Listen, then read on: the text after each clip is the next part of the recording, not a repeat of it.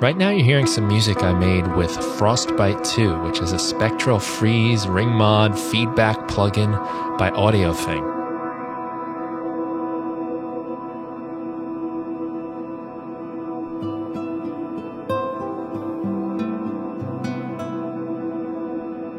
You're hearing two different tracks. It's a piano track and a classical guitar track run through Frostbite 2, and there's a lot of ambient soundscapes made using the plugin. It's a really amazing plugin that you can do so much cool sound design with.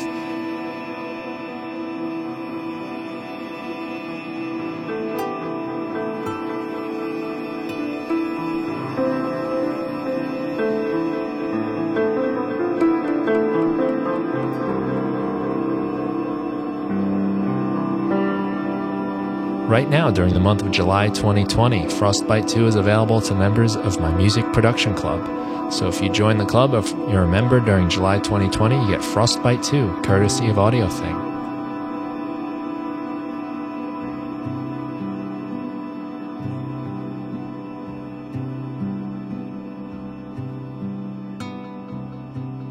Check it out. Go to brianfunk.com/MPC to learn more.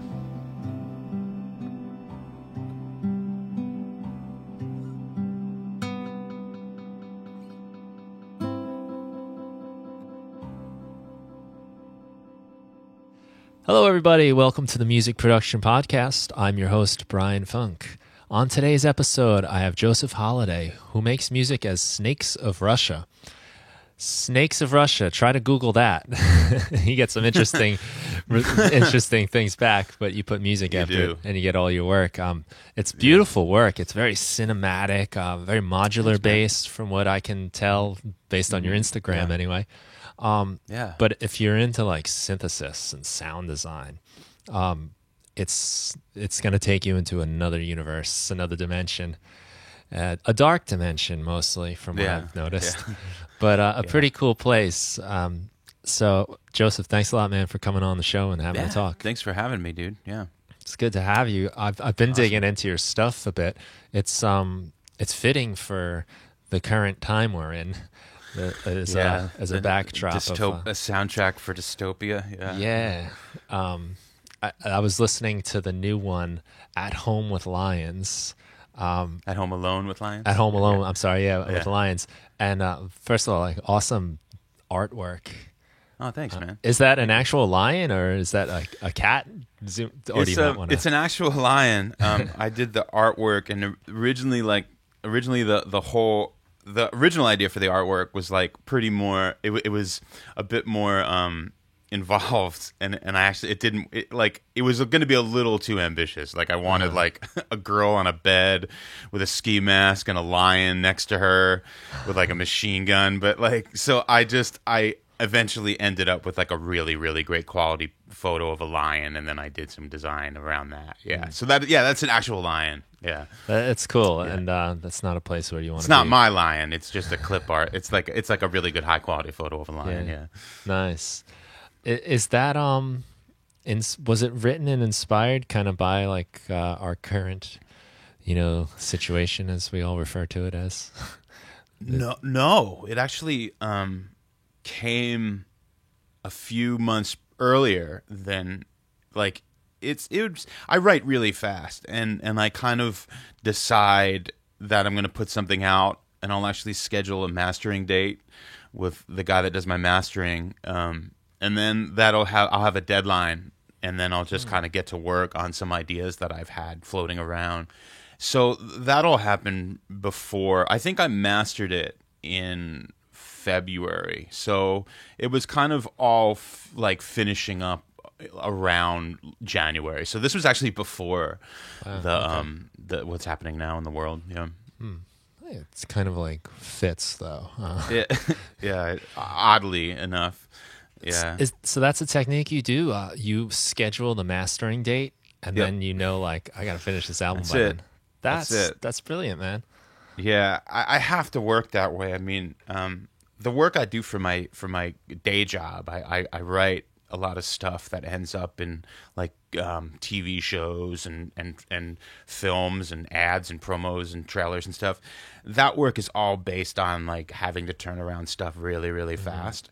So I've brought that into this world, and it really helps me first finish stuff and then finish stuff in a hurry. Not that that's completely necessary in the case of this material, but it helps get stuff done for sure. Well, something I hear a lot, and I've had a little bit of experience with this myself, is when you do have those deadlines and somebody's waiting for it, or even a team of people are waiting for your contribution to move forward, it lights that fire under you that really gets Certainly. you going, and like you find a way. But with like artistic projects, personal like albums, as you know, as your artist name, that there is no one often waiting for that. Right. And it doesn't matter if you ever do it. Right. And Right. you don't, Exactly. And you don't have that deadline. Yeah. Yeah. It's so to me, making that like breaking down that barrier was really important to me. I've spent the last 6 years producing other people's music and writing with other people and helping them finish stuff. And I could do that stuff really fast, but it took me a while to figure out what I wanted to do myself artistically. So once I figured that out, which was not really too long ago, because this project is pretty new. So that was about maybe like 9 months ago. And then once that happened, I kind of put this in the front, you know, as on the front burner. So I kind of took those ideas of how to finish stuff fast, and that's just the way I approach this stuff. Like this stuff now to me has become more important than anything I'm finishing for, you know, any other client or anything. So I think making that distinction was really, really important in kind of achieving what you just said. How to finish stuff and get it out the door, and but not in a way that I feel like I'm just manufacturing music. Like there's a distinction there, like because obviously I put, you know, this stuff. There's a lot of put into the creative process, you know, that goes further than something that I might be doing, you know, for other projects. So because it's more passionate to me, it's more my own thing. So I'm just being a little more detailed, I guess, with lack of a better term. Right. Well, I can see that because you've got 5 releases on Bandcamp under Snakes of Russia, and the first one was December 2019. So, Yeah. So you're working at a pretty crazy pace. Yeah. I'm sorry, I was just going to say, when we were scheduling our conversation, I was putting together some links, you know, just I had some time, so I was like, I'll organize this a little bit for the show notes. And I had your Black Palms release as new music from Snakes of Russia, and now, you know, here we are actually doing the conversation, and that's old news now.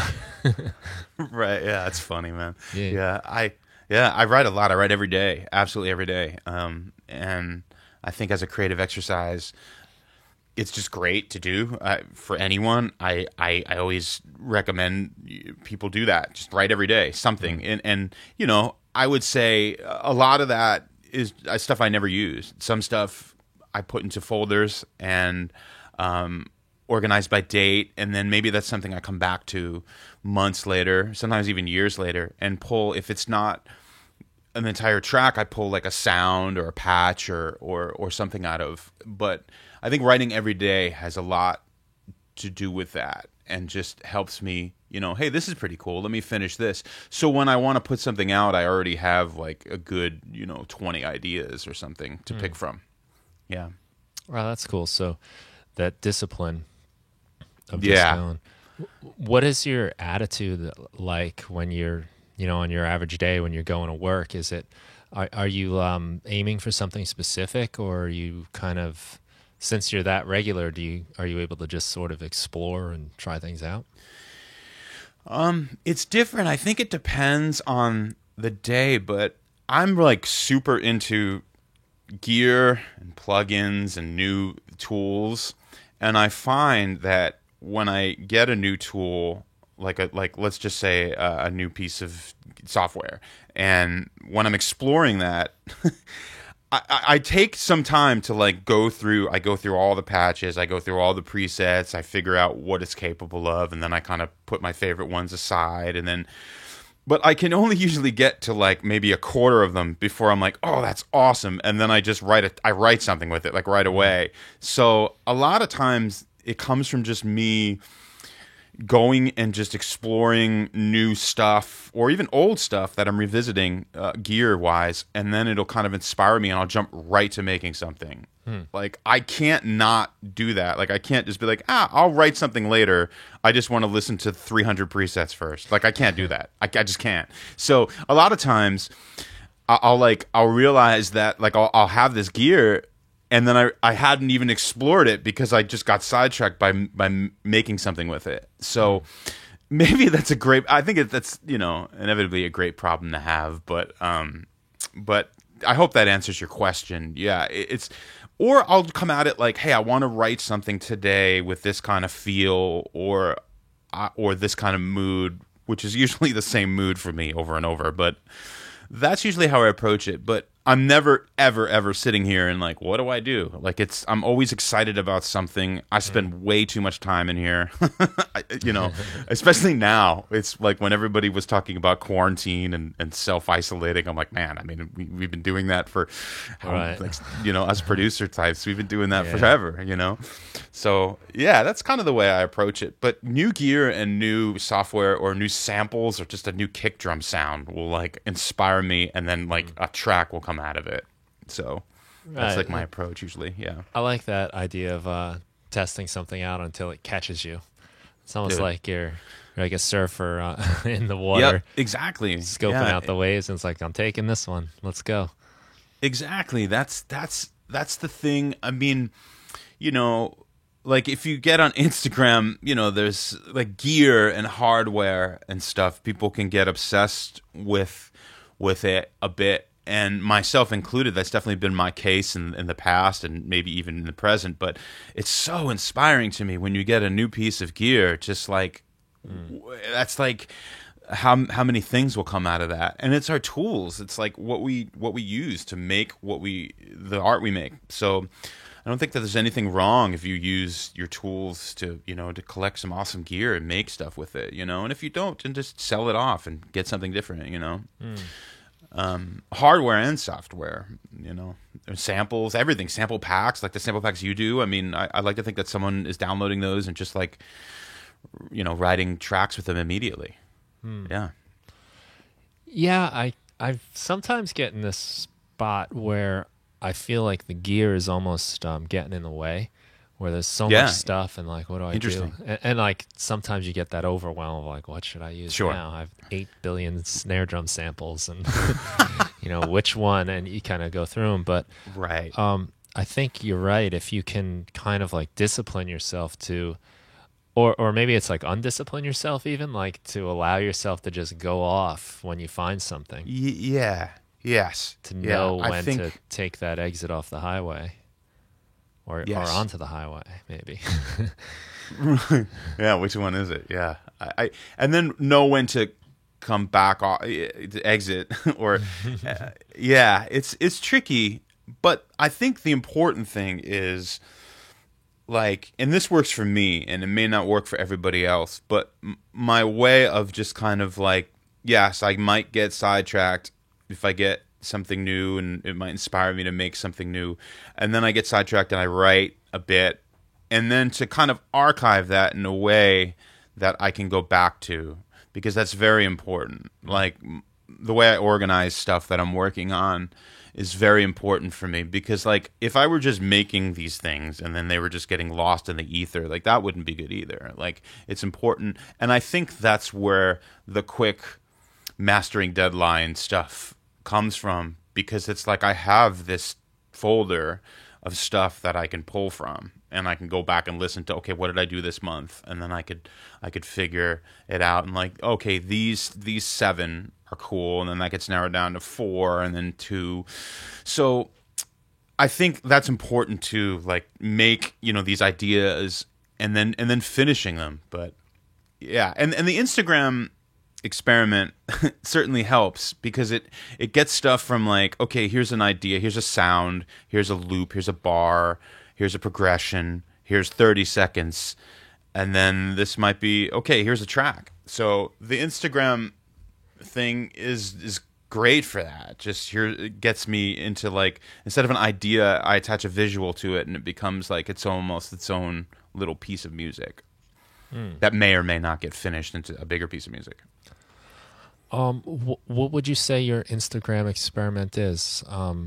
Aside from like, you're putting up stuff very regularly. Is that just like, I guess, a way that you're kind of like documenting the work you're doing? Well, I call it an experiment because I think in the beginning it kind of started out as that, with like, hey, let me make some stuff that I really enjoy making, and then attach kind of a cool visual to it, and see if people dig it. And I did that, and then people seem to kind of react to it, which I'm really, really, really thankful for. And that is just become, I say experiment, but that's probably the wrong. It's just kind of like what I love to do, and the way I like to deliver music to the world at first is like these little ideas in the form of little 30-second audio visual things, and then some of them become full tracks, and it's almost like I kind of like, I don't know. It's really hard to explain why I consider it an experiment, but because it doesn't feel like an experiment to me anymore. It's just like the way that I'm releasing music, a little bit here on that platform, and then some of them become full tracks, and then hopefully physical releases in the future. And yeah, so maybe experiment's the wrong word. No, I think I get what you're saying though. Okay. Because there is definitely a look to your work. I mean, for one, everything's monochromatic, black and white, which fits the sound, I think, too. But it does, I guess, it helps emphasize the mood of the music. Yeah, in a cool way, which sometimes I find that like visuals with music kind of like helps guide you on like your interpretation of it, even. Like certain, absolutely. To me, like a lot of albums feel the way the cover looks like. It feels like those colors or those images. I've got a picture I'm looking right up, like Sgt. Pepper's on my wall here. Oh, great! And that's so colorful, that album. And you look at the cover, and it's there's flowers and people and all kinds of colors. And then actually next to it is Revolver by the Beatles. And those are probably my two. It's funny. Those are probably my two favorite Beatles records. Yeah, cool. I love them. Yeah, I mean, Tomorrow Never Knows is like, it's like I think it's the Beatles' best moment ever. Yeah, it's a cool one. It's it's great. Yeah, it's almost like very electronic music-y for tape loops. Man, they were using tape loops back then. Like, it's crazy. Yeah, I remember the day I heard that recording, and I remember just my mind being blown. Like, it was just like, what is it? When did this come out? Yeah, right. There are a lot of moments with them where I was like, when did this come out? Yeah, the Beatles to me definitely like got so much better to me when they got weird. I don't know, maybe acid. I don't know, but yeah, those records are amazing. Yeah. I'm sorry to interrupt. Go ahead. Yeah. No. I'm a sucker for a good Beatles tangent. I think I started. Yeah, absolutely. Well, it's funny. Well, then, since we're on that tangent, like back when I was in like college, how I really got into the Beatles was one Christmas. Like, I was like a freshman in college or something, and one Christmas I got a PlayStation, and I also got like, this was right around the holidays, and I got a PlayStation, but I also got like every Beatles record on CD, or almost every one. So I remember for like 2 weeks, my break, I just listened to every single Beatles record in like my CD like shuffler, and played Sonic the Hedgehog or something for like 2 weeks straight. So I always attached like the Beatles and specifically Sgt. Pepper and Revolver with Sonic the Hedgehog. I thought that was Sega. It was something else. It was another Crash Bandicoot. That's what it was. Yeah. Okay. Super geeky conversation. But I know what anyway. you're talking about, though. Right. Yeah. See, you did. Yeah. So You can probably see my little Legend of Zelda Link. Oh yeah, dude. Holding up his Triforce back there. Absolutely, man. Yeah, for sure. But yeah, I've always attached music with visuals. Like half of my influence comes from like visual things, movies, and the way certain photography looks, and film and everything like that. It definitely 100% enhances the music I make to me. Yeah. Yeah. Okay, I have two places I want to go with you right now. Sure. For one, I wanted let me get this one out of the way. The organization thing you were talking about. Yeah. I do something similar with the dates. I have folders 2020, cool. Then it's January, March, or February. And most of the projects are by date because a lot of times I just don't know what to call them, and sometimes once you start calling it something, then that's another way things can take a life of their own. And for better or for worse, I usually go with a date. Yeah. But what is your process of not losing all of that stuff? Because I could still see, like sometimes I go back a couple months and I'm like, oh, wow, like where did this come from? Yeah, well, first of all, I name them with the date too, because like I said, I write often, so just the date seems like the easiest way for me to organize things. And I'll use I'm on a Mac, so I'll use their color-coded little filing browser system to put a colored. So I have each dot that means something different. And if I'm really into something, if I'm like, yeah, this is cool, this is worth pursuing, I'll give it a red dot or something, and then I'll go back, I'll write, and then like day after day, and then maybe like once a month or every couple weeks, I'll go back and I'll reopen the stuff that I kind of coded in such a way, and then I'll listen again, because I think the perspective of listening with fresh ears a couple days later or a couple weeks later is everything. And then I'll be like, this is cool, yeah, I'll pursue this. So then I'll give it like it gets another color, and then that's essentially how I do it. But it involves going back and listening to stuff fairly often, like as a regimen, as like on the first or last of every month. I'm like, this is what I do. I listen to everything from the month before, it's definitely part of the process for me, 100%. And there's stuff that I'll write, and then right away I'll know, like, yeah, this is super cool, and I'll just finish. But yes, that organization is key, because there's no way I could do it without that. And then I'll also do stuff like, if I write something and I'm not really into the track or the idea, but there was a really cool like bass patch or something, I have like a separate note that I'll note the date, and then note it, and then make a note about that thing. So sometimes maybe in Ableton I'll pull it out of that session and use it for something. So yeah, I have a pretty detailed like way I label and organize stuff. Yeah, but definitely by date, because I've done that before where I've just like, just try to name stuff like Lazy Beat 4, and then it's just for me it just doesn't. And then eventually I'll come up obviously with the title, and then name it, and then kind of resave it under that title so that I can pull it up when I need to. Yeah, I love that. For one, I've never made good use of the color coding in the files. Oh man, yeah. But you make me make the connection with like collections inside of Live's browser. How you can color code. Oh yeah, do you things. use those? I use them in a couple ways. I have red is for hardware stuff, so any like presets that connect to any hardware around me, or cool. even like mics that I have set up around the room. Yeah. I've utility and sequencers is orange, and that's like, awesome. Sequencers I guess is obvious, but things like a mono utility that I can just drag in quick. Cool. Little things for cleaning up. Then I have like an FX one, which is fun effects that I like to use, synth, drums. One for video, and then one is called Try Me, field recordings, and Yeah, that's the best. Yeah, that's where I put anything where I'm like, oh, this is cool. Let me get back to this. yeah. That's important. Like I have two. I have two of those too. Like it's very.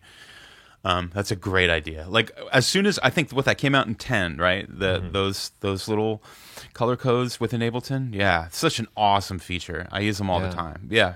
But the one that's set up like the folder of the Try Me folder, is genius. It's great. I think everybody should have that. It's just because otherwise, like you were saying about the infinite possibilities with samples, you could just like I don't know about you, but like I spend a lot of time looking for interesting samples, and if I don't organize them, they'll just get lost. Like I'll never ever like use them, because so when I find stuff, I'll download it, and then I'll make sure that I put it in a certain place within my browser so that I know, like, let me go here, like, and use this, because otherwise it's gone. I'll lose it, or I'll make a drum rack really fast. Like if I find like 10 kicks that I love, I'll just put them in a drum rack like really fast, because otherwise they'll just be gone. Yeah. That happens for me. Sometimes I'm getting stuff more often than I'm actually sitting down to make music with it. Yeah. So totally. I have to put it somewhere where when I feel like trying something new, it's like, okay, this is a bunch of stuff I got to get around to seeing. Exactly. Yeah. It's crucial to, yeah, totally. I never thought about using the colors inside of the Mac, though. That's, I'm going to be stealing that idea from you. No, you should. It's great, and like each color means a thing. And then like when I get into proper mixing, a mix that'll have its own color. Like I'll break a folder out with the EP, and then each color that'll be like, okay, that's purple, so that's been mixed already. And then I'm like super like meticulously crazy about the organization part, but I feel like I have to be, because there's just, I mean, I'm sitting here all day every day, so there's so much stuff going on. So I've had stuff where I just can't find things, because it's just because it was like pre me being smart enough to organize things. and so, but now it doesn't happen much anymore, because I've been really smart last couple of years about organizing things. Yeah, I think it's crucial, because especially like in the computer, because it's not like a spot in your house or something where you can see everything lying around. No. When it's in your computer, it's just like... It's gone. It's gone, yeah. You got to open the folder. Yeah. I listened to a book. I even got the workbook called Getting Things Done by Yeah, David Allen. You Classic. know that one? Oh, I do. Man. Changed my life. Made me less stressed, just because I'm not constantly juggling everything I have to remember to do. Yeah. Because I'm using like my version of that system. Yeah, it's great. I think everyone should, like, us producers and musicians can learn so much from books like that, because there's so much to apply to like what we do about certain organizational things, because if you don't have stuff organized, and you try to, like, if you change a file name of a folder and you try to open it up, it's just like there's so much downtime, because you have to relink all your folders and stuff. So I think it's really crucial for us to be organized. That book is fantastic. Yeah. It's great. Yeah, I didn't realize how much it would like alleviate stress, though. Oh yeah, no, like, man, yeah. Worry and like, did I do everything I need to do today? Like, it's like, no. I got it here. Yeah, it's great. Let's see. So you were talking about visuals before too. Yeah. And I was talking with Tommy Z, who does making music for brands. Just had him on. He was on the podcast a while back, and he came on to do like a live webinar with me the other day. Oh, and right, he was cool. breaking down like a television commercial he did music for, and how he showed how he was using like markers to basically signify the events that need to happen in the music along with the video. And, got me thinking a little bit about how you do that in a song with a verse, a chorus kind of thing too. But What I took away from it, I guess, was like this idea of like energy changing and transitions and just Yeah. by having like the video to work with, a lot of those decisions have been made for you. Yeah. You know, like, well, something has to happen yeah. here because look, the scene just changed. Sure. Yeah. I guess I'm not. How am I trying to ask you this? That how do you work in those situations where and how does that like compare to like how you work on your own music that doesn't necessarily have those sort of cues? Well, it's interesting because a lot of these videos that I'm posting on Instagram, the music came first, and I'm writing. I'm just kind of like making a visual after.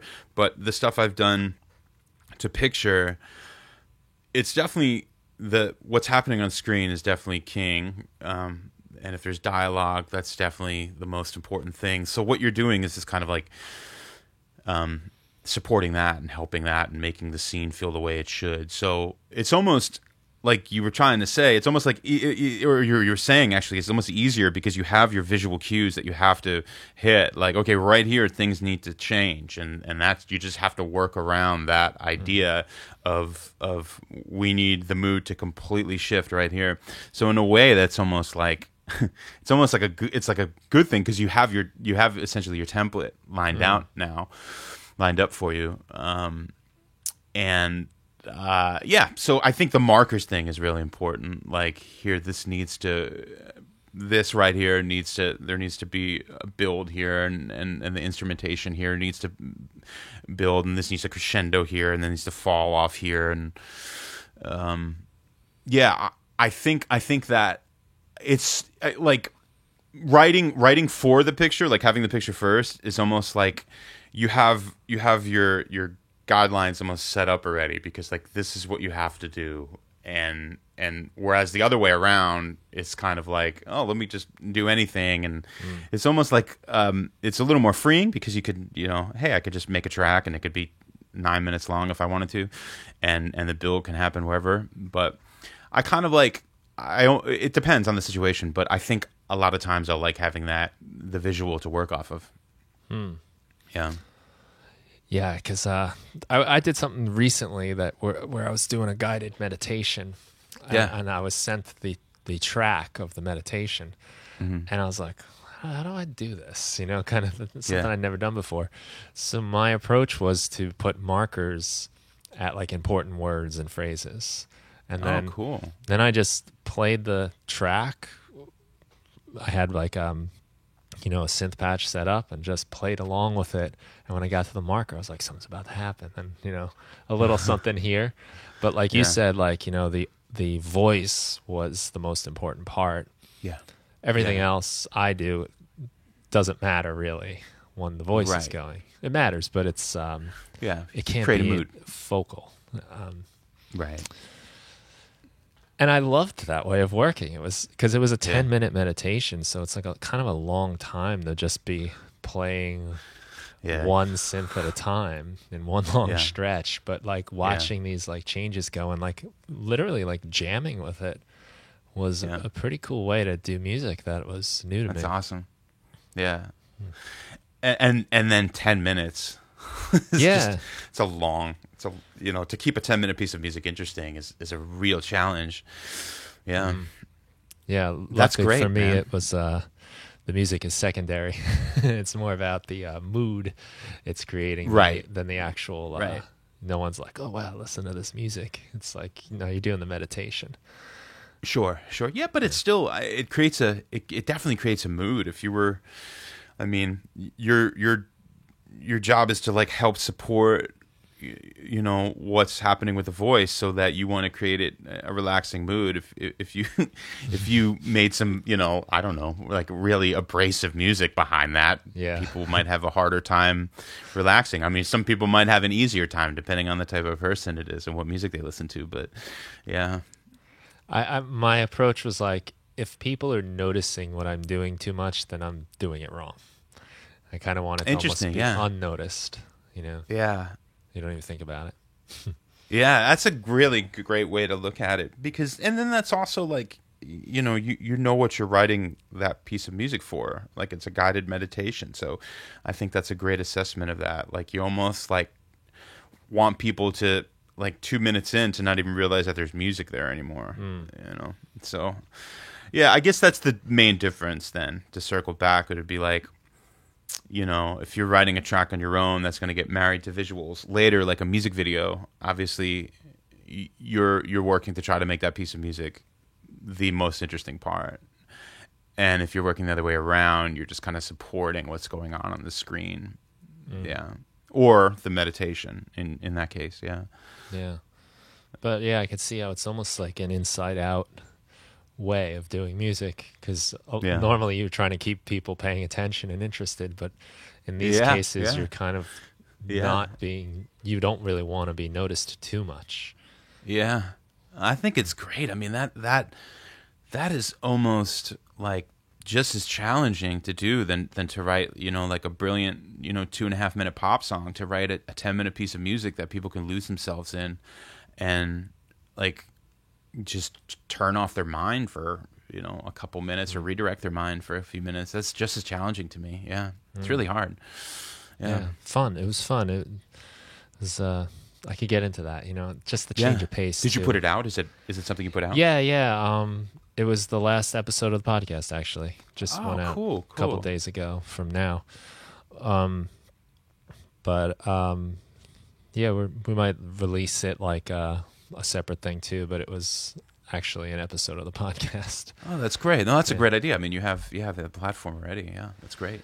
Yeah, you know, I like to every once in a while do something different and weird, just so it doesn't get too formulaic, and like then you start to expect it to be a certain thing.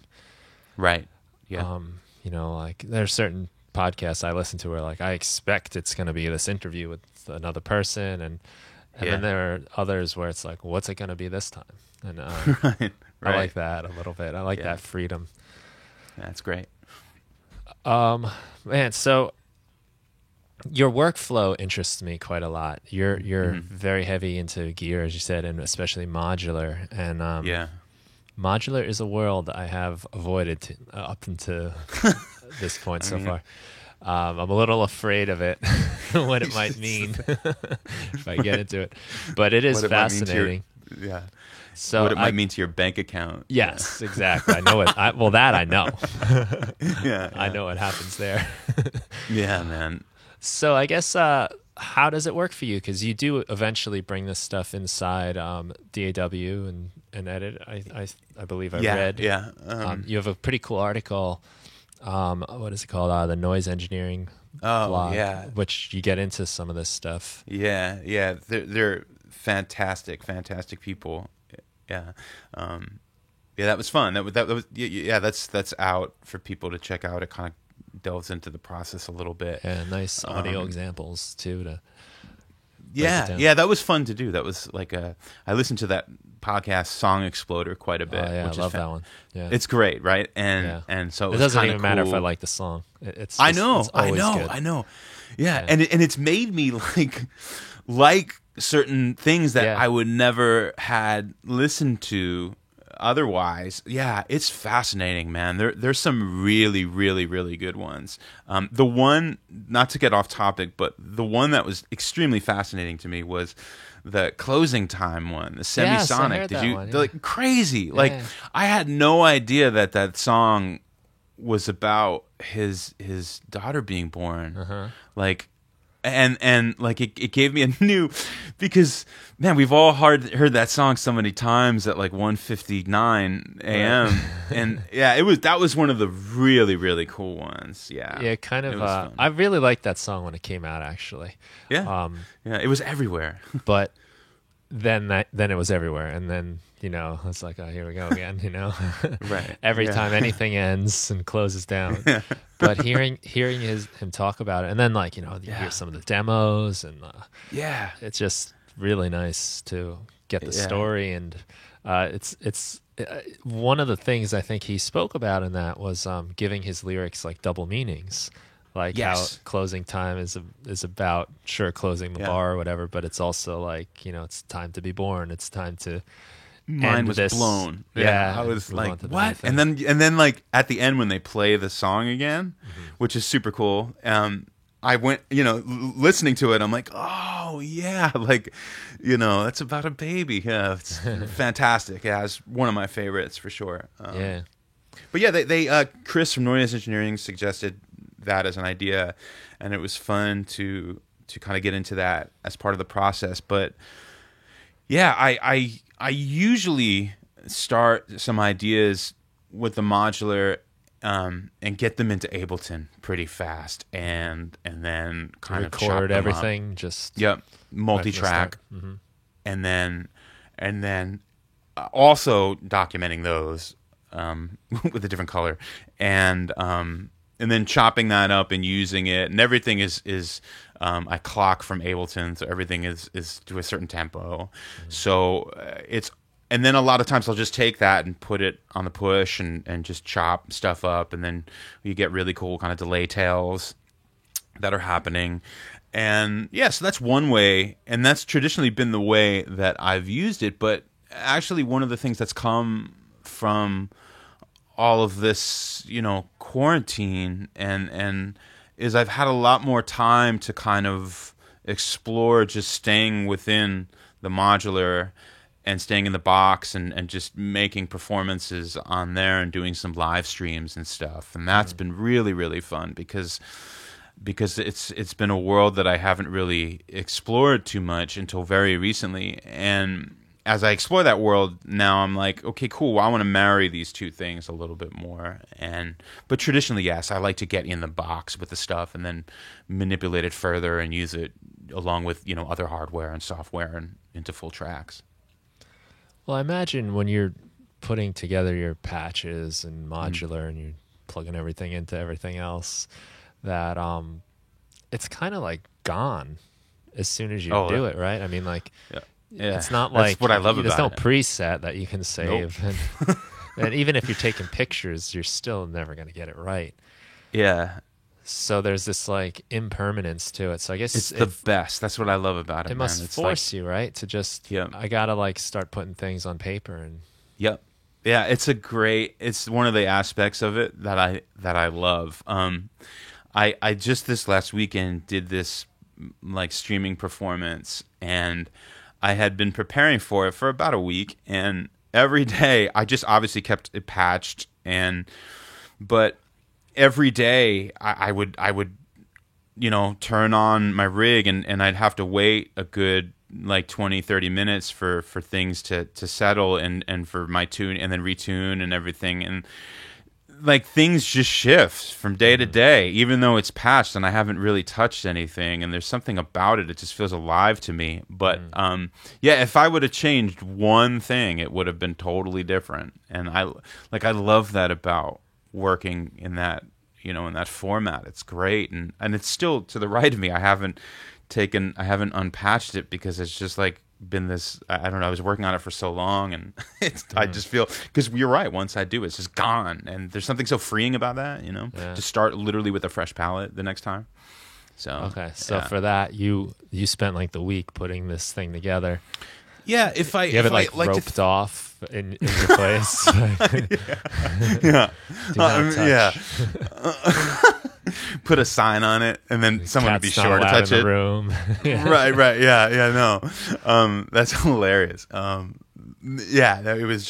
was I chased my stepdaughter and fiance. They left for a couple of days so I could just kind of like I could just kind of be in here and but no, it's kind of the preparation really helped pay off with the performance, because at first it's really intimidating when you're thinking about like an entire rack of stuff and like how am I going to use this and make, because coming from like writing songs and structure and finishing things to like approach this blank slate in my way anyway, it was to prepare and to like, okay, this is my voice for drums, and this is my voice for low end, and this is my voice for melody, and then write a piece around that and kind of keep it set up and rehearse.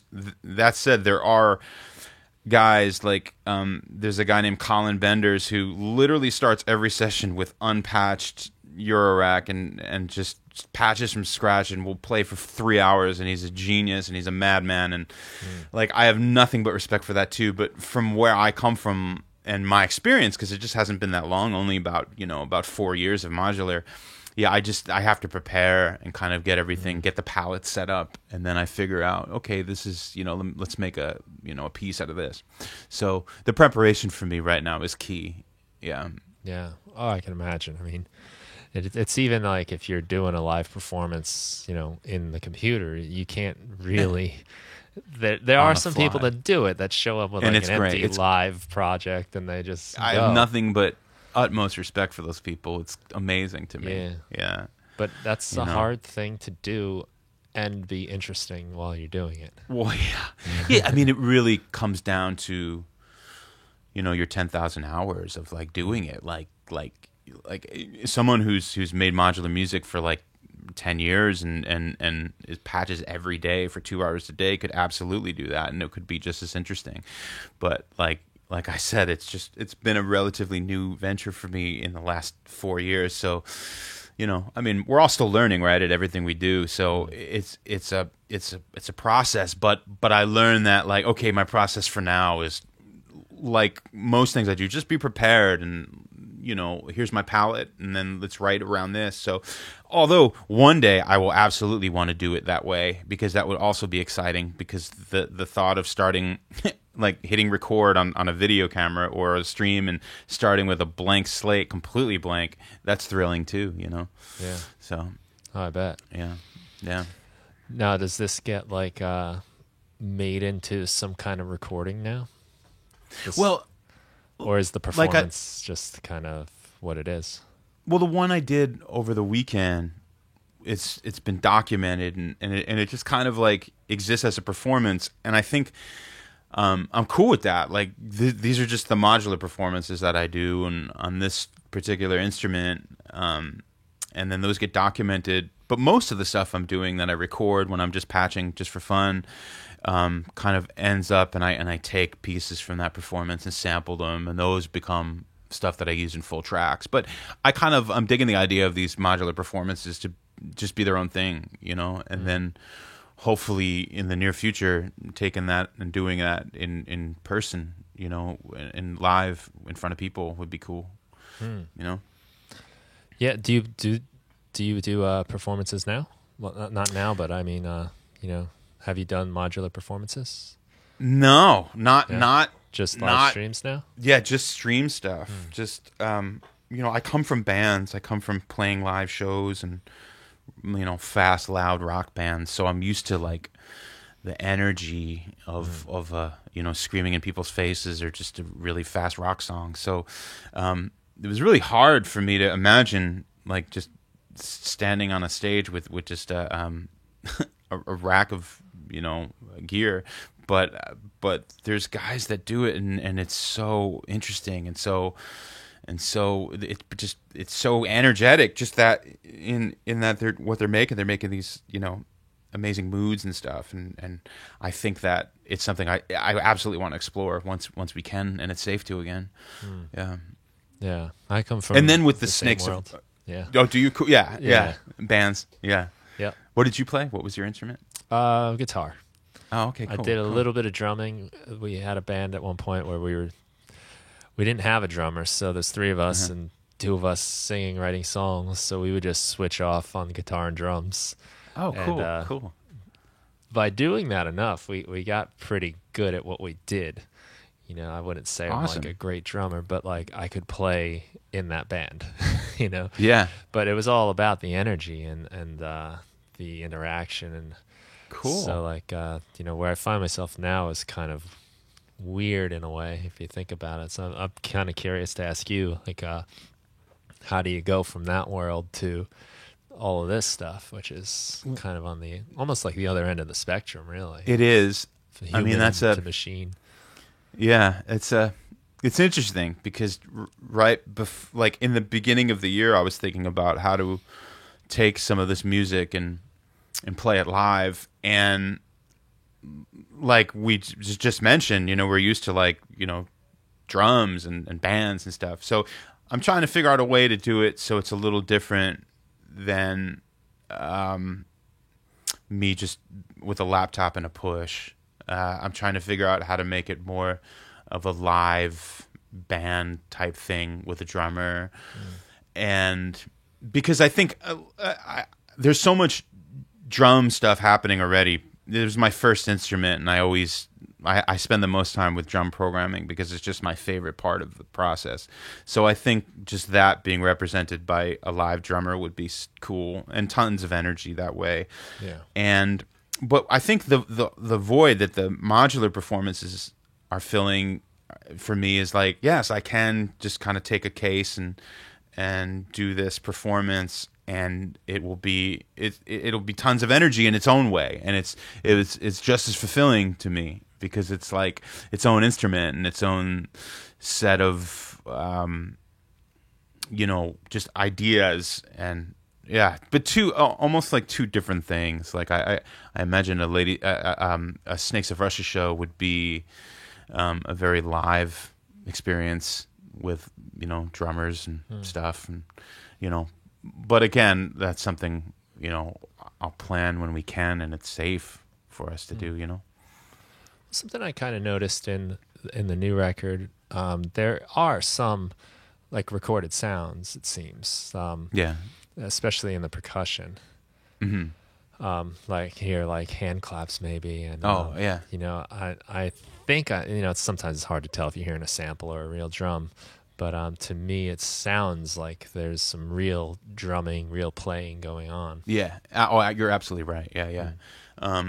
Yeah. There's a combination for the drum stuff. There's a combination of like I'll make some kicks with a modular, and then layer that with an actual acoustic drum sample of a kick drum, and then maybe with some Foley that's pitched down. And then so it's a lot of the drum stuff that I'm using is just layers. So like a snare layer might be like 3 different snares, and they might not, none of them might not even be snares. It's just like a Foley sound or a rim click or a snap or a clap. I'm really into kind of just pulling sounds from things that aren't snares or just the backbeat is just a clap, like what you're saying, and then there's no hi-hats, and there's just kind of a filtered loop underneath that kind of sets the groove and stuff. Yeah, so I really like to go in deep with the drum sounds, and there's a lot of samples, a lot of field stuff and Foley, and me doing weird things and recording them and then making drum racks out of them and pitching them. Yeah, so you're correct in that. I mean, a lot of the sounds, like a lot of not even just drums. There's like a lot of stuff that's like either real world samples, or I'll take stuff and get it out of the box and record it from an amp in the closet or something, and just to give it some air instead of keeping everything in the box all the time. Right. Yeah. Yeah, so you like to bring the sounds out, run. I see, like you look like you got like a Space Echo back there. Oh man, yeah, a tape machine. Yeah, it's my favorite piece of gear in this whole room is that Space Echo. Yeah, is it? Yeah, it's also the most unreliable piece of gear in this room. It's just I never know what's gonna happen when it's like sometimes it's good for 3 minutes, sometimes it's good for a half hour, but it's wonky and it's just but it's amazing. I mean, it gives everything such character, and I almost run everything I do through it, like because cool. It just gives it a certain quality, texture, that tape, spinning around in there, and insane, and just like not perfect, just everything is just with all the tape decks in here, it's like there's something wrong with every one of them, there's some, but I love that, man. It just gives everything just a little bit of character. I'm such a huge fan of doing stuff like that. I did a little presentation for the Philadelphia Ableton Live user group, live cool. streaming. All New Yorkers doing that, but 3 New Yorkers. But like the micro cassette recorder. Yeah, yeah. Just putting that Yeah, right you- up to my speakers and just Awesome. sample. Not even, the immediacy of it is just so great because you just It's great. You just hold that microphone right up to your monitor, and then you just bring it right back in, and Yeah. it's been transformed. It's Yeah, gone it's on a great. journey. It's That's something awesome. new. Yeah. I do it with an iPhone too. Like the recorder Yeah. on my iPhone, I'll just run the mix and then I'll just record it on the iPhone recorder and then bring that back in and maybe use it as an intro or an outro or a break or something. Or Nice. yeah, it's great. I love doing stuff like that and running, huge synths through really small amps. And then miking those and then once you figure out the phase, just kind of double tracking stuff and in different ears. Yeah, I love doing stuff like that because it makes like, first of all, like we were talking about the Song Exploder stuff. Like I love when there's a story about how something was made. Like we talked about the Beatles stuff and the tape loops that they used, and just like when you ask someone like, how did you get that sound, and they were like, well, it's just like this plugin I used. That's awesome, right? That like people can do. But like when you tell me like, oh, it was recorded in a bathroom and then we were down the hall with a mic and he was swinging it around and my cat was in the way, and like that stuff is going to always be way more interesting to me than than I've always been a super nerd about production stuff, like that, like details like that. Even within making like rock records and stuff, like, hey, why don't we, put the drums out there and see how that sounds. And it's just, I've always been that guy. And then to use it with this sonic palette, to use those ideas is just wide open, yeah.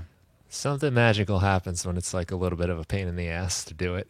Oh, dude, totally. And you're like this is probably going to sound terrible and I'm probably not going to use it, but there's probably going to be a little bit of a chance that it's going to be amazing. And then also you're just never going to get the same thing again ever. Yeah. It's never going to, So, yeah. It's so true, man. Yeah. Cuz it's so easy, like, and I'm with you. Like I love plugins and what you can do, and and you can really be pretty creative with the way you wrap them and string them together. 100%. But it is so much easier to just kind of sit there with like your hand and just wiggle the mouse around. Yeah. And then when you start to like think like, all right, I want to run this to the tape. You're like, all right, now what mood is the tape machine in today? Yep. yeah. And Totally. that is really why you're doing it, is because you want that moodiness. I don't want it to be perfect. Yeah, there's certain days where it's like, I'm just not going to work today. Yeah, dude.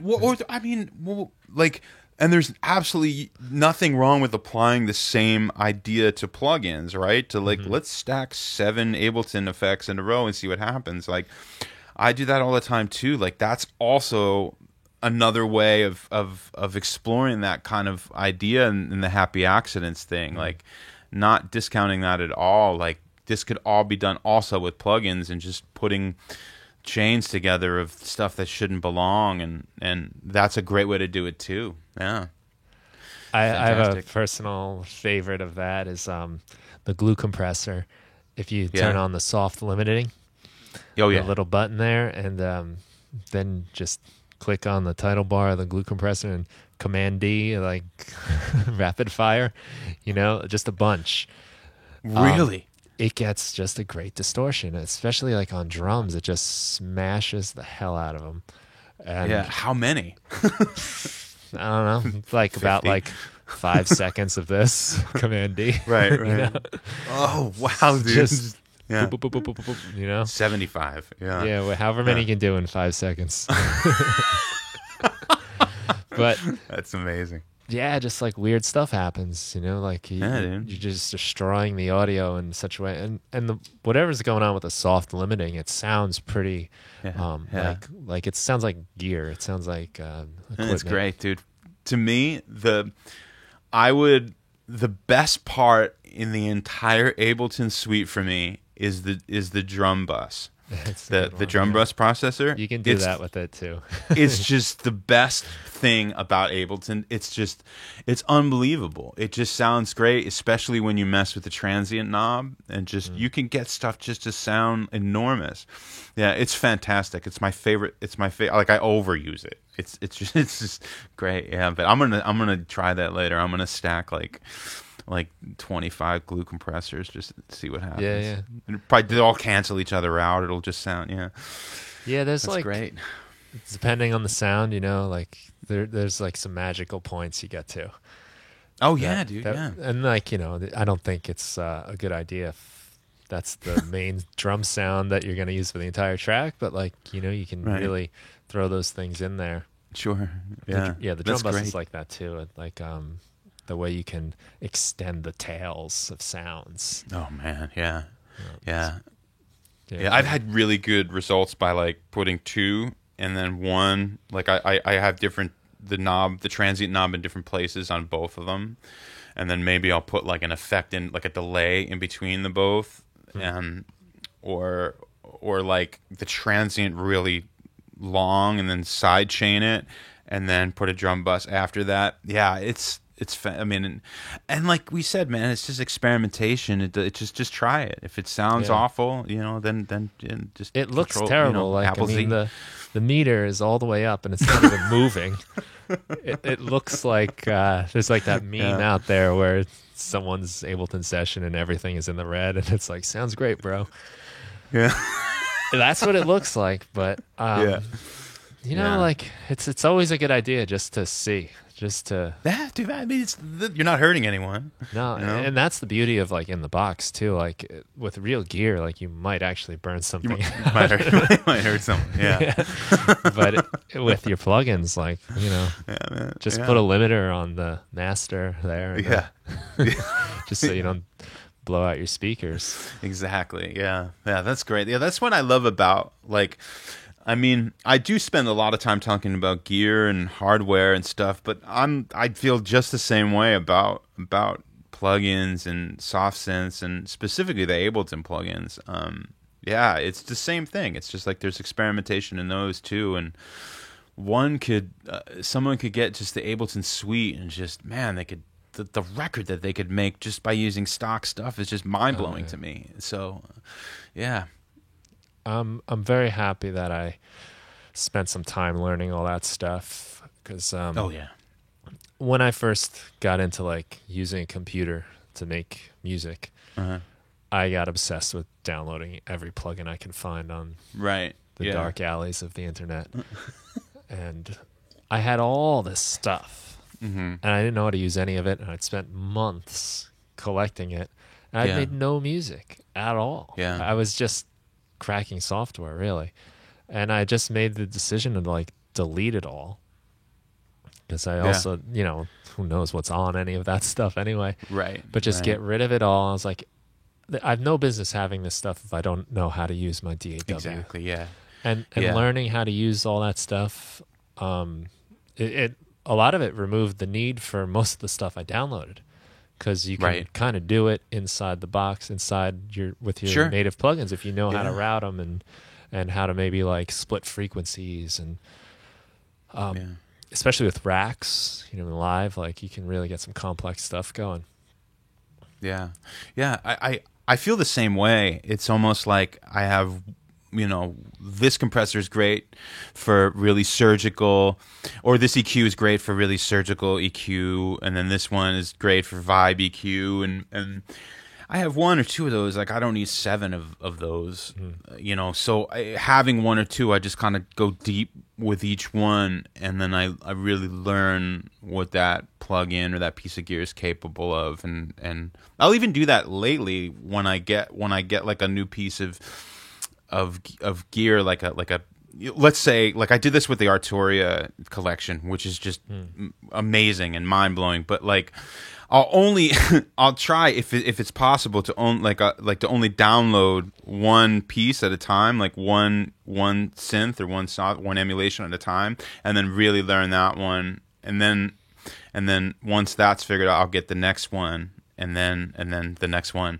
I like to do things that way because it just, instead of getting like, do you want, all 75 Waves plugins at once? No, like that, you wouldn't learn any of them. So I'd rather just get one and learn it really well and learn how to use it. It's the same for me with the modular, with those pieces of gear. Like, I just get one and then learn that really, really well. And that's kind of like how I like to approach things. It's kind of like what you're saying when you have 85 plugins. When you pull down the plugin menu, that's really, it gives me anxiety.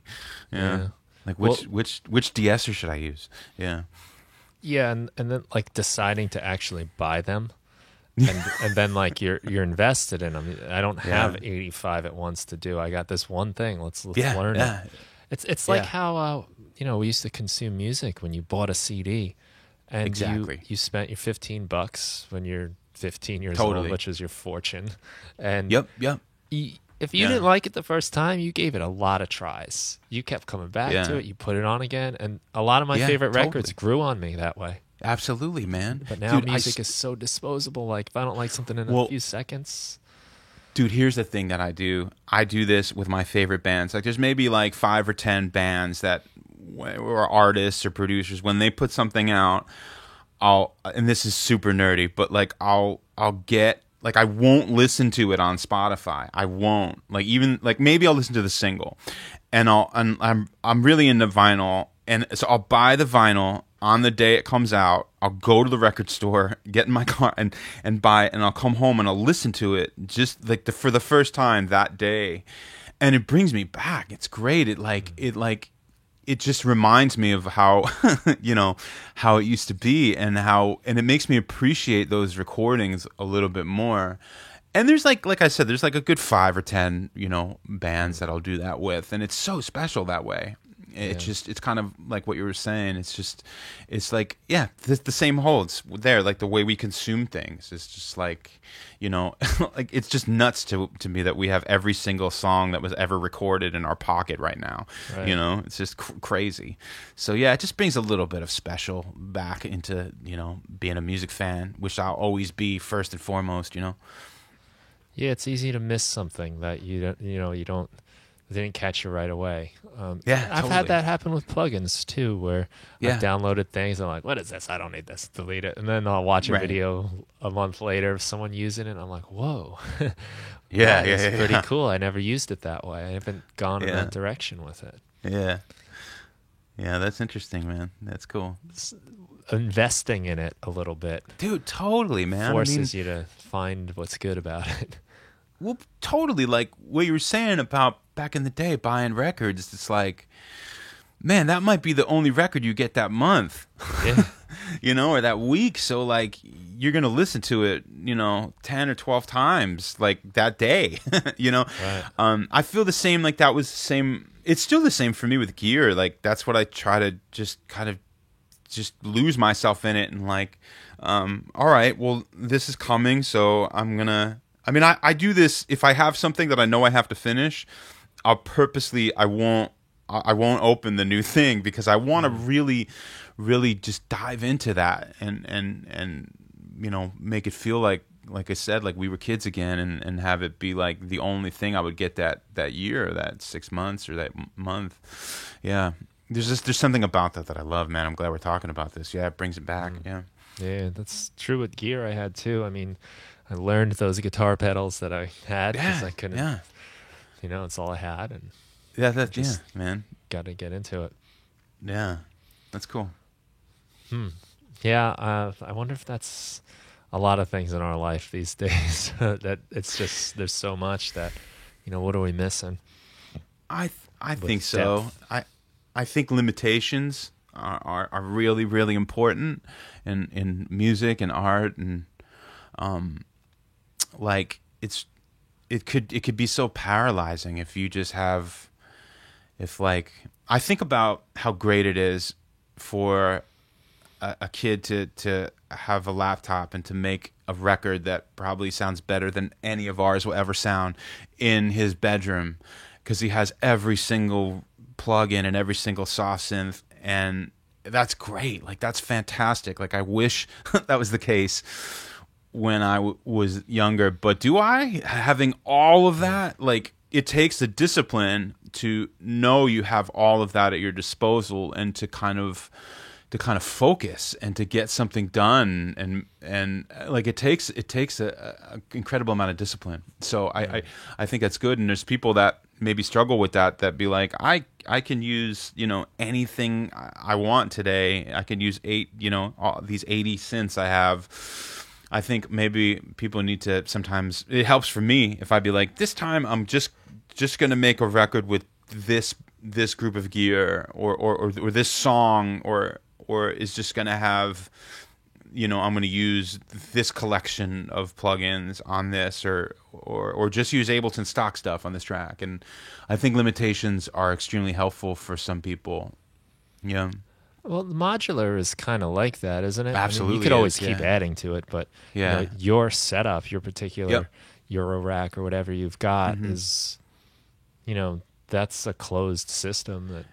It is, yeah, man. It's a great way to experience that, and just be like, well, that's how many oscillators I have. So, and then it helps you get creative. Be like, well, if I send this sequence, if I mult this sequence to 2 different sound sources, I could mult those into the same effect, and it helps you really think like that in a creative way. And I bring so much of that back into Ableton, into stuff I'm doing in the box. Like a great example is in the modular world, the thing I really love about it, besides the impermanence, is just everything could be moving. Everything is animated. There's LFOs controlling so much stuff, to the point that things could be, completely self-generative, and you won't need to, you just hit play, and then you have this beautiful thing happening. But I like bringing that back into Ableton, with software, with using LFOs within Ableton to keep stuff moving all the time. It just makes your music feel so much more alive. And that's something that I 100% brought from the modular hardware to Ableton. Like the LFO tool in Ableton, I use on almost everything I do now, just to keep stuff animated, just slight random changes to things. If you have a hi-hat that's running the entire track, just very, very slight volume LFO, random, will just keep it interesting. So yeah, that's a great tool, because you can control anything with it. It's amazing. Even your send to your reverb can be amazing around. Yeah. Do you know about the recorder? Do you know about this Max for Live device? So there's somebody made a recorder for that device, so you can put the LFO on, and then right after it you put the Max for Live. It's like the LFO recorder, and then you just hit the automation enable, and you record it. So you're recording the animation, and then you can take those plugins off, and the the LFO, the envelope we recorded. So okay, it's super cool. Yeah, that's nice. So then you don't have to worry about it anymore. It's just printed. Yeah, it's printed essentially. Yeah. But the automation is printed. Automation. So It's not. Yeah. Gotcha. Yeah. It's super cool. I use it a lot. Yeah. Yeah, because once in a while I do find they kind of forget how you mapped them. Sometimes, Yeah. Well, for me, I have an issue with the sometimes if you have too much LFO moving, it messes with your undo. So I don't know if you've had this experience, but that's the reason why I kind of looked into this LFO recorder, and now I just got into the habit of just kind of printing the automation and then making adjustments. But yeah, the LFO tool is fantastic, man. I have seen that, where you go to undo something and you see your history is the same command. Every second. I find that with the LFO tool, I get that sometimes. Yeah. That's cool though. But again, I like that printing, setting it, making it. This is what it is now. This is what it's doing. Yeah, and it also, in our conversation about limitations and walking away from stuff, another thing to note is also having an infinite amount of plugins and sounds and samples, not being able to committing things and printing to audio really gets you to helps you move on and be like, yep, that sounds great, that's what it is, and print it. And I mean, I'll save the, I'll freeze the track and keep stuff that I know I want to come back to, and keep the MIDI.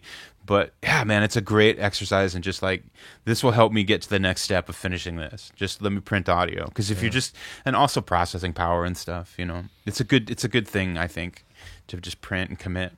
Yeah, I think I use that more for commitment than I do for processing. Yeah, well, good for you. Yeah. Just yeah, because that's great. Because then when I go on to the next step, I will have it in my head that I could go fix that other thing I just did if this new thing isn't fitting right.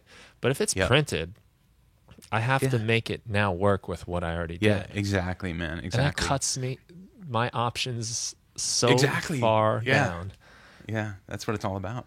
Yeah, it's like it's this weird game of making decisions and sticking with them, and sometimes you have to like paint yourself in a corner a little bit, or not having to make decisions. You know what I mean? Like, make the decision, move on, and just be,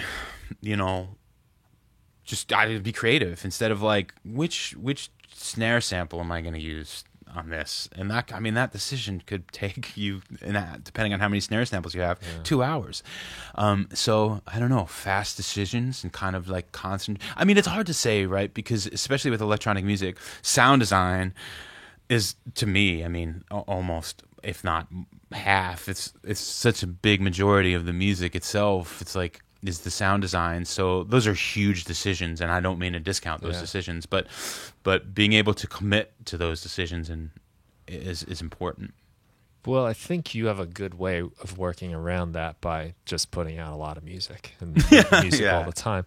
Because well, if you're working on, say, like one track for 3 months, I mean, then like every decision you make is the end of the world.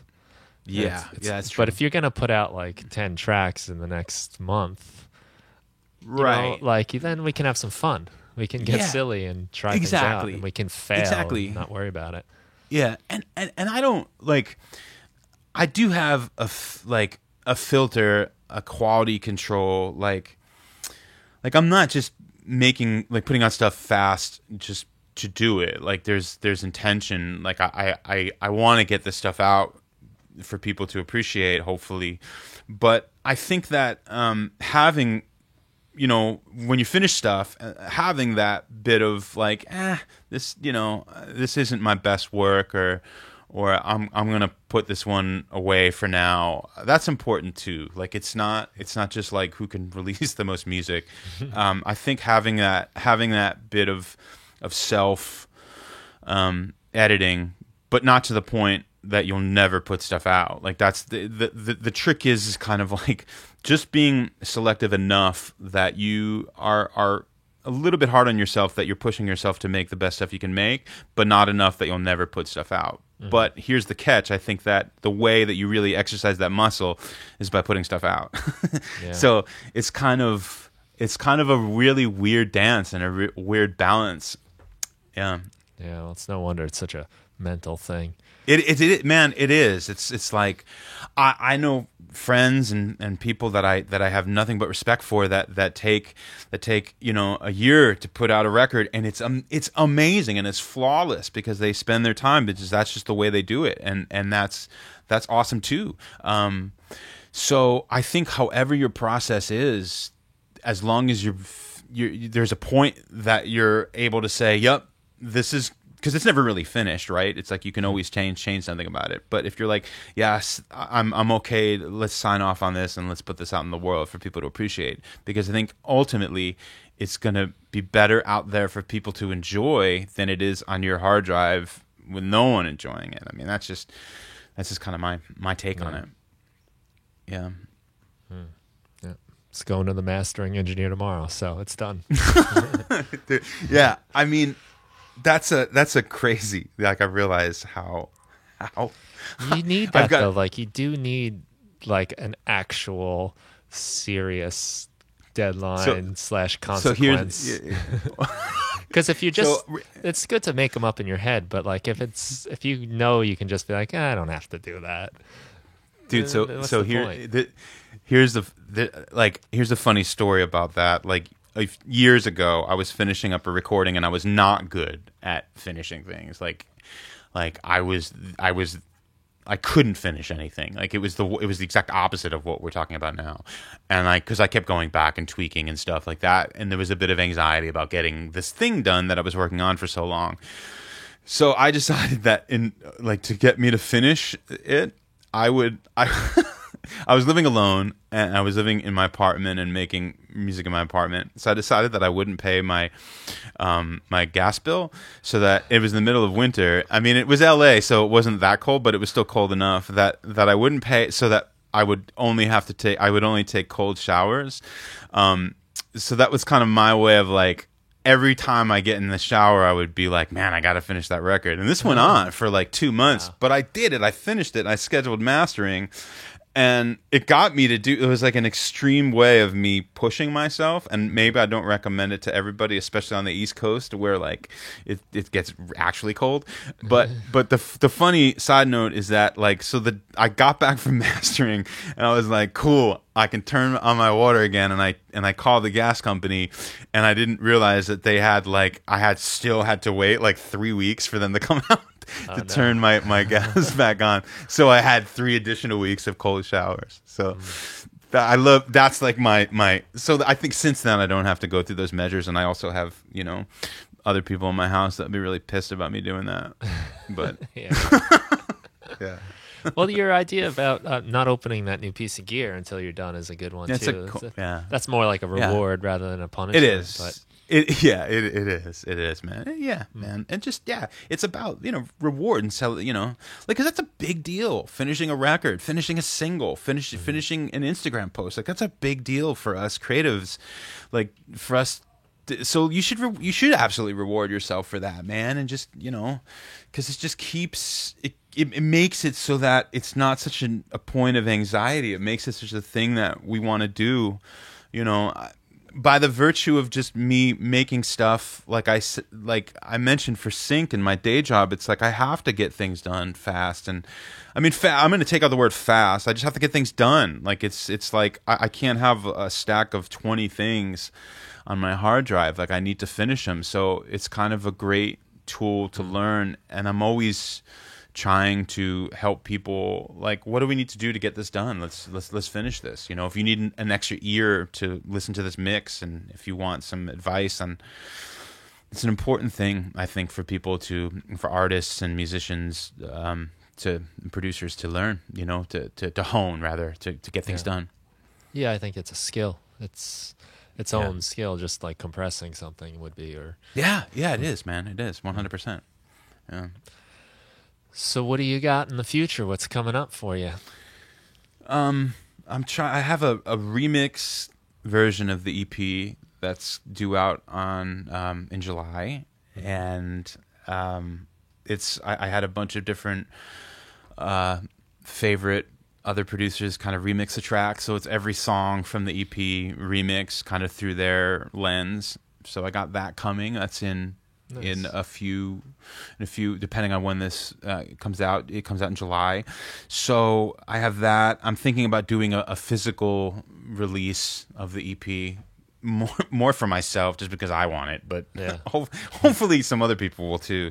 And then after that, I'm just going to start thinking about like a proper full length, like a 10, 11 song record. And I've been thinking about what kind of gear I want to use on that, and actually maybe be a little bit more, because right now everything's based on me just kind of making these sketches every day and then going back and finishing stuff. But I think maybe for the full length, I'll just maybe block out a little bit of time. Here's 2-3 weeks of me just with an intention of let's make this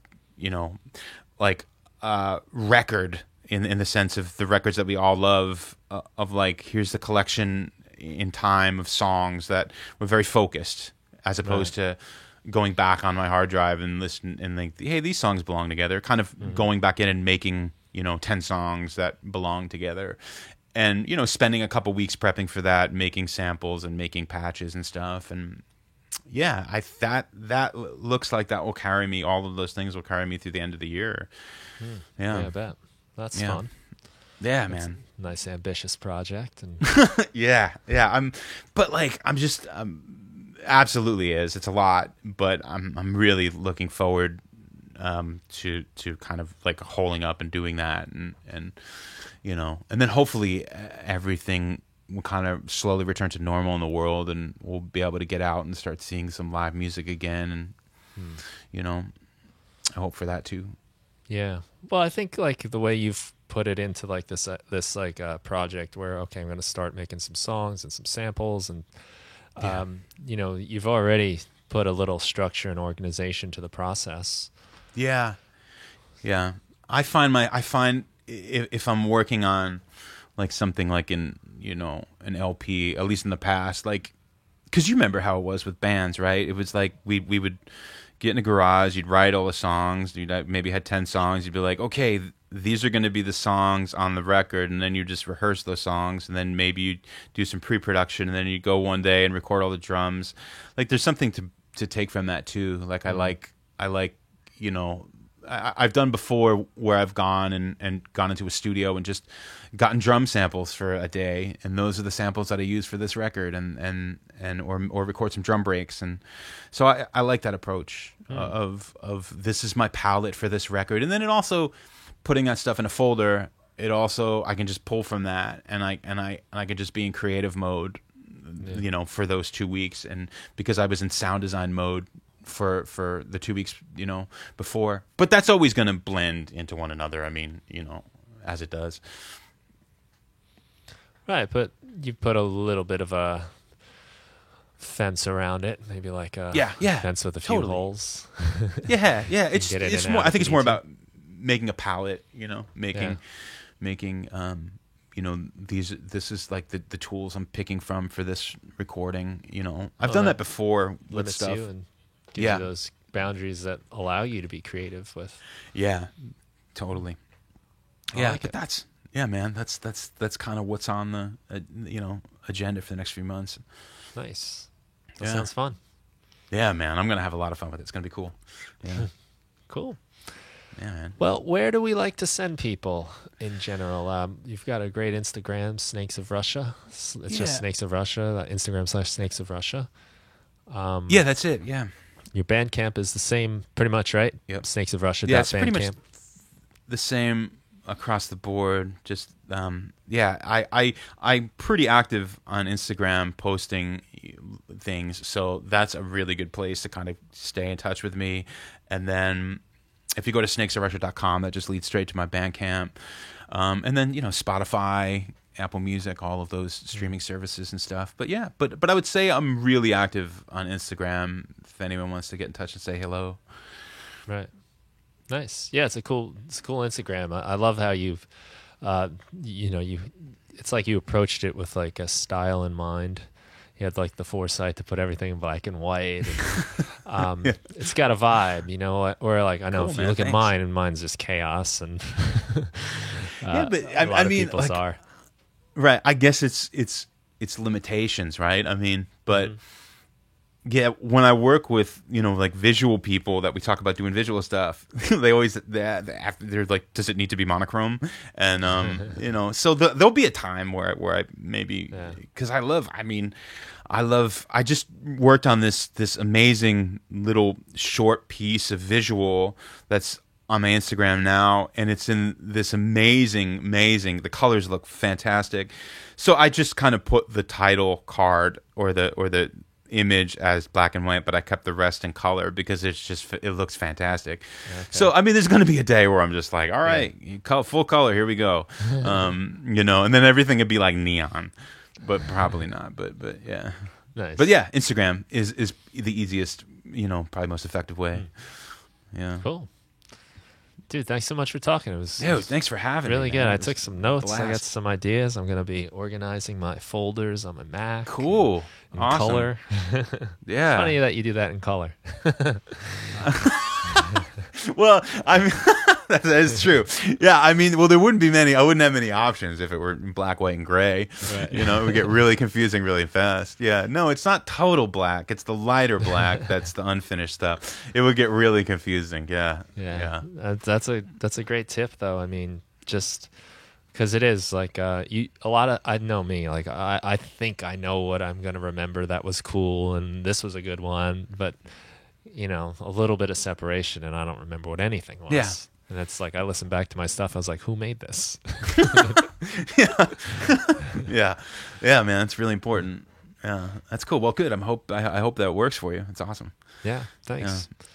All right. Well, everyone, check out. You can go to snakesofrussia.com and it'll take you to the Bandcamp or the Instagram /snakesofrussia. If you do try to Google it, just put music after that because Yeah, you'll be get a lot of pictures of snakes in Yeah. Russia, It's which is fine too if that's Yeah. what you're into. You kind of just jump out at the screen at you. Right. But so thanks a lot, Joseph. Yeah, And, man. Thank you for having me. Thank you, and have a great day, everyone.